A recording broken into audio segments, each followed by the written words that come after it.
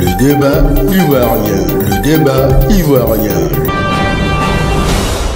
Exploitation minière en Côte d'Ivoire, direction Ouélé, destination siège groupe Somina pour une interview exclusive avec le DG de Sako Group. Sako Group, partenaire exclusif de la Somina, dont l'expertise est avérée, participe aux côtés de la Somina à la mise en place d'une exploitation semi-industrielle qui pourra être utile comme expérience test pour toute la Côte d'Ivoire.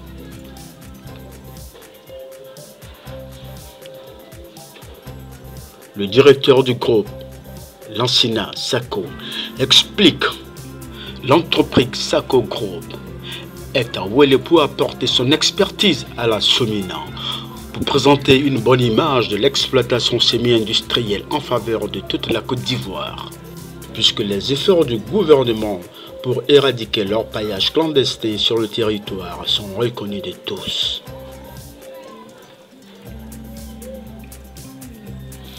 Une expertise qui permettra dans les prochaines années d'avoir plusieurs sociétés semi-industrielles.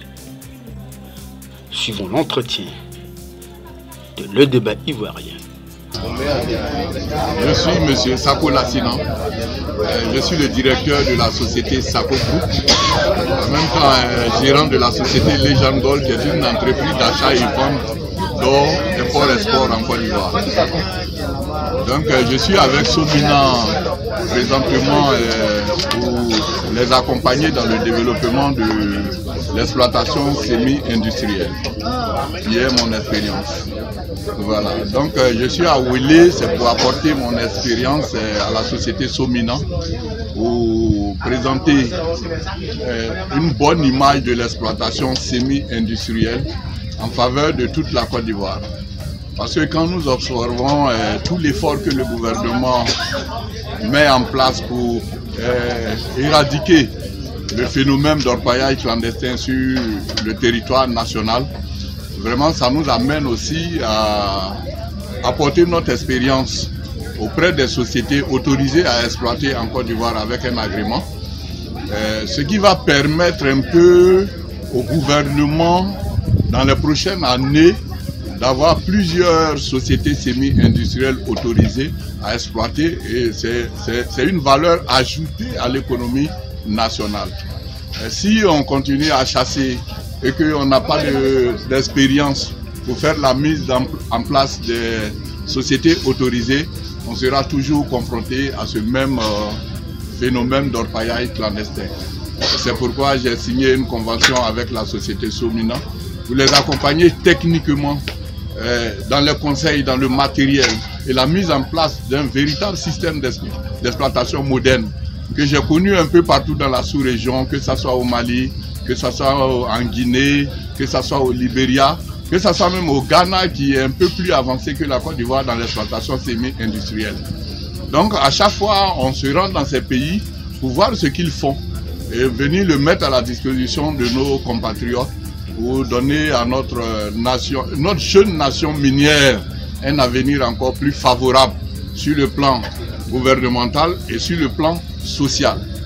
Parce qu'aujourd'hui, avec le manque d'emploi qui amène nos frères à rentrer dans l'orpaillage illégal, à donner leur plantation à une destruction sans réaménagement, alors qu'avec une société autorisée, le gouvernement a pris en compte tous les facteurs, que ce soit de destruction naturelle, que ce soit de destruction sociale. Donc je pense que nous tous, nous sommes amenés à apporter notre expertise dans ce milieu pour faciliter la tâche à notre gouvernement au profit de nos communautés. C'est pourquoi nous prenons des mesures pour cibler les zones aurifères. Il est bien vrai que l'exploitation minière a un impact dévastateur sur l'environnement auquel il est installé. Maintenant, pour que la dévastation de cette terre ne soit une dégradation naturels de toute la zone, nous prenons des mesures d'accompagnement avec des études de géophysique pour identifier les zones minéralisées. Et ces zones minéralisées sont soumises à l'exploitation. En même temps, nous prenons des précautions de réaménagement après exploitation. C'est-à-dire, après exploitation, nous savons que nous avons trouvé des parents qui font des cultures là pendant des décennies et que nous allons exploiter l'or qui a aujourd'hui plus de valeur à nos yeux. Voilà. Donc en même temps, il ne faut pas détruire l'autre au profit de ce que nous gagnons. C'est pourquoi nous prenons des mesures justes pour qu'après exploitation, nous ayons la facilité de réaménagement en plus du dédommagement des propriétaires de champs et des propriétaires terriens. Nous prenons des mesures de réaménagement des espaces dévastés. C'est pourquoi nous avons créé une coopérative agricole. Cette coopérative agricole va nous accompagner et accompagner la communauté à revenir encore dans l'agriculture. Parce que moi, dans mon expérience des mines, ce que j'ai retenu, c'est que les mines, c'est une richesse temporaire. C'est-à-dire, lorsqu'on exploite, on a la richesse. Lorsqu'on finit d'exploiter, on n'a plus de richesse. Donc, qu'est-ce qu'il faut faire? Il faut revenir à l'antérieur, c'est-à-dire à notre système agricole d'avant, où nos parents, pendant des siècles, des décennies, ont vécu de ça. C'est pourquoi nous avons mis cette coopérative en place pour accompagner. Nous faisons aussi l'apprentissage aux communautés, l'élevage de poulets, les piscicultures. Par exemple, ici, il y a des problèmes d'eau, il y a des pites qui sont là, alors que nécessairement, ces populations eux-mêmes ont besoin de ces temps-là pour conserver de l'eau même après nos passages. Donc, il faut les amener à comprendre comment se fait le recyclage de ces eaux et les transformer en pisciculture. Et si ces piscicultures sont bien entretenues, ça veut dire l'eau est consommable dans le système halieutique. Donc, en faisant ces piscicultures à la longue, ça va permettre aux gens, en même temps d'avoir des réserves d'eau, comme d'habitude ils faisaient les barrages, en même temps aussi, ces piscicultures, ces élevages vont permettre à certains jeunes aussi de se développer dans d'autres facteurs après l'exploitation minière. Voilà les mesures que nous avons prises pour le moment et les coopératives que nous avons mises en place pour le moment pour accompagner les projets. Donc nous voulons faire de ce projet Somina un projet d'avenir, un exemple national. C'est pourquoi nous sommes tous unis en deux différentes sociétés pour réussir cette mission. C'est un phénomène qui nous a surpris tous. Il y a eu cette année une inondation qui a fait sortir le fleuve Comeau de son lit, qui a même entraîné 4 de nos machines, qui coûtent à hauteur de 53 millions chaque machine, qui sont garées là, qui ne sont plus opérationnelles, qui ont fait plus de 2 semaines sous l'eau. Et ce phénomène, on ne l'a pas prédit. Et c'est ce qui a cassé ces digues-là, qui a entraîné l'eau jusqu'en Onzi. Donc tous les villages que ça a traversé, comme c'est des coulées temporaires, qui s'arrêtent au bout de 3 jours seulement, ils ont laissé des dépôts. Ces dépôts boueux qui ont été constatés par ces populations nous amènent à aider les champs qui ont été directement impactés, en leur apportant des vivres. Si par exemple ils récoltaient ne serait-ce qu'une demi-tonne de riz par saison, et que nous on lui donne 5 sacs de riz chaque mois, moi je pense que c'est une manière de contribuer à leur faire oublier l'impact que ça qu'ils ont subi. Donc les précautions que nous mettons en place actuellement, c'est pour que ce même phénomène ne se reproduise plus à l'avance. Maintenant, le sens humanisme est dans notre société, parce que c'est une société 100% ivoirienne, aucune contribution extérieure, et nous travaillons avec le directeur qui est fils de la région, et nous voulons faire de sa région un exemple de développement communal à travers les mines. Mais malheureusement, nos parents, ils n'ont pas vu la chose comme ça. Ils ont fait remonter rapidement leurs plaintes, alors que c'est des choses qu'on continue à se faire bénéficier et qu'on continue à se dédommager Et même sans le dédommagement même, qu'on s'accompagne. Parce qu'il y a des accompagnements aussi qui sont indirects que le DG ne peut pas citer. Quand personnellement quelqu'un a un problème, il vient nous soumettre son problème. Que ça soit funérailles, que ça soit santé, que ça soit scolaire. On est toujours ouvert à ces problèmes qu'on ne peut pas mentionner tout dans les écrits. Qu'on ne peut pas dire aux gens qu'on a donné à manger à telle personne. C'est malhonnête. Maintenant, tous ces accompagnements ne peuvent pas aussi toucher tout le monde à un temps de 8 mois seulement. Alors que nous avons 4 ans à faire avec la communauté ici. Moi, je pense que en allant ensemble, il y a beaucoup d'intérêt. L'apprentissage, la formation des jeunes de la commune, la gestion d'une entreprise minière dans la commune, les accompagnements financiers, les dédommagements, les réaménagements, en même temps la formation des jeunes en coopérative agricole, que j'ai demandé au président de Jeunes Central de me créer un comité de gestion central au niveau de Ouélé et qu'il m'apporte 60 jeunes qui seront formés dans l'agriculture et dans les activités minières.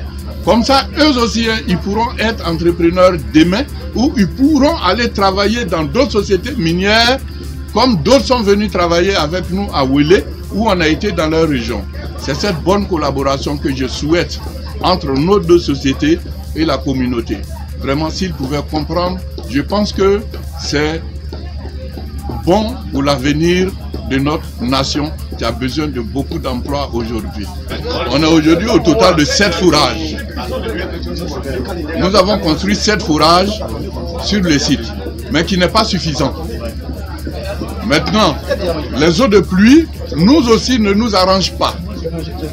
Parce que nous sommes sur des terres qui sont boueuses, que la pluie ne facilite pas l'exploitation. C'est ce qui nous amène à faire ces retenues d'eau. Ne pas laisser échapper un seul mètre cube d'eau est de nous-mêmes notre propre intérêt à exploiter dans la tranquillité. Parce que les 7 fourrages même ne nous suffisent pas. Donc nous utilisons les mêmes eaux de ces 7 fourrages qui vident l'eau en permanence 24 heures sur 24 pendant 25 jours chaque mois. Et cette eau, nous l'utilisons, nous réutilisons plus de 4 fois. Et quand il devient une boue pâteuse, nous le condamnons dans une fosse et nous l'embourbons. Et en 1 semaine, 2 semaines, il sèche au point même qu'une machine peut passer là-dessus. Et la digue qui va nous permettre de bloquer toute l'eau qui va venir de la Comoyé est déjà installée. Et si vous avez constaté, il n'y avait pas de route ici. C'était un bas-fond, c'était une forêt. Nous avons demandé au fils du chef de nous ouvrir un canal où nous pouvons faire une route, en même temps permettre un grand blocage. C'est sur cette route-là que nous avons passé pour aller sur les sites d'extraction. Donc cette digue-là, il va en même temps protéger ceux qui sont en aval, mais en même temps, il va encore impacter ceux qui sont en amont. Donc vous voyez l'enjeu. C'est-à-dire protéger ceux qui sont en aval et mettre en danger ceux qui sont en amont. Donc nous avons demandé à un expert de l'AGEROUTE de nous donner un technicien qui va venir nous faire un pont de filtration d'eau saine. C'est-à-dire toutes les boues sont retenues, mais l'eau saine monte et lui, il passe. Maintenant, il y aura forcément peut-être des ingrédients qui vont passer en faveur de l'écoulement des nouvelles eaux qui viennent. C'est pourquoi nous demandons à nos parents une canalisation. Mais si cette canalisation aussi va à l'encontre de leur attente, c'est qu'ils ont une autre entente qui est un accompagnement financier. C'est pourquoi le DG a dit nous sommes ouverts. Voilà, parce qu'il y a une solution qui va créer un problème. Il y a un problème aussi qui va créer une solution. Donc ensemble, on doit parler et trouver la bonne formule. Sinon, nous sommes prêts à faire une canalisation jusqu'au fleuve Unzi pour ne pas impacter les champs. Parce que nous savons qu'après l'exploitation, nos parents doivent retourner à la culture que nous-mêmes, nous allons les accompagner. Donc moi, sincèrement, je leur demande tout simplement une compréhension, une bonne collaboration pour éviter tout ce qu'on appelle risque sur les santé Parce que nous-mêmes, nous ne souhaitons pas ça. C'est pourquoi nous n'utilisons pas de produits toxiques ici, ni de produits chimiques. Voilà, c'est pour le bénéfice des populations. Nous n'utilisons pas d'explosifs ici. Nous avons des machines que nous achetons pour remplacer les explosifs, pour ne pas perturber la quiétude de nos populations riveraines. Donc je pense que dans ce genre de projet, Ouélé doit être fier, Ouélé doit accompagner ce projet. C'est un projet de développement. Nous avons sous la main 11 forages que nous allons mettre à la disposition des populations de ces villages. Et nous avons déjà fait d'autres forages et nous continuons de faire bénéficier la population. Donc je pense qu'il est plus nécessaire de s'asseoir et parler que de se banaliser, de se diaboliser, alors que nous ne sommes pas venus ici pour détruire des plantations. Tout espace qu'on occupe ici est d'abord négocié. Et après approbation et dédommagement, nous utilisons l'espace. Et ce propriétaire qui avait une forêt par exemple, qui ne bénéficiait de rien par année, ici nous on lui donne 400 000 francs chaque année tant que nous travaillons ici. Déjà c'est une source de revenus. On fait tous nos efforts pour que chacun de nos parents soit heureux dans ce projet, pour que nous aussi on puisse prouver un bon exemple de gestion minière au gouvernement et pour que nous aussi on ne perde pas notre investissement. Merci, monsieur le ministre. De Sako Nassina, directeur de la société Sako Group, et puis gérant de la société Legend Gold, qui est une société d'achat et vente d'or en Côte d'Ivoire, import-export. Je suis aussi un technicien dans les mines semi-industrielles. C'est pourquoi j'ai fait une convention de partenariat avec la société Somina pour réaliser ce projet. Je vous remercie. Merci.